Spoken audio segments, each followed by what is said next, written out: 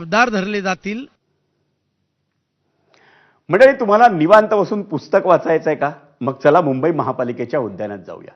अहो खरंच, लोअर परळमधल्या 6 उद्यानांमध्ये मुंबई महापालिकेच्या वतीनं उद्यान ग्रंथालय हा उपक्रम सुरू करण्यात आलाय। लोअर परळच्या सेनापती बापट मार्गावरील शहीद विलास विठोबा सावंत उद्यानात 6व्या ग्रंथालयाचं उद्घाटन नुकतंच करण्यात आलं। या ग्रंथालयात फक्त ज्येष्ठांसाठीच नाही तर लहान मुलं आणि तरुणाईसाठीही पुस्तकं उपलब्ध आहेत। एका खासगी संस्थेच्या साहाय्यानं हा उपक्रम सुरू करण्यात आलाय। कथा, कादंबऱ्या, थोर व्यक्तिमत्वांची चरित्रात्मक पुस्तकं, विज्ञानविषयक पुस्तकं, कॉमिक्स अशी विविध प्रकारची पुस्तकं वाचण्याचा आनंद आता उद्यानात बसून घेता येणार आहे। विशेष म्हणजे पुस्तक वाचून पूर्ण झालं नाही तर तुम्ही ते दुसऱ्या दिवसासाठी पुन्हा आरक्षितही करू शकणार आहात।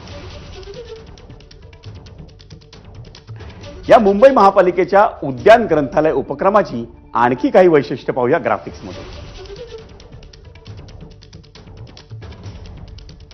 मुंबईतल्या विविध विभागांमध्ये उद्यान ग्रंथालय सुरू करण्याचा आता महापालिकेचा प्रयत्न आहे।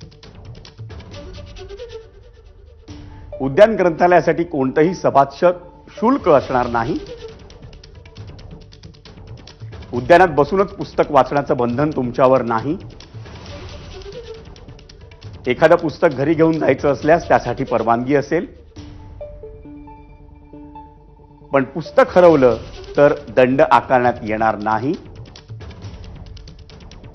पण पुस्तक हरवू नये, त्याची पानं फाटू नयेत अशी अपेक्षा मात्र राहील।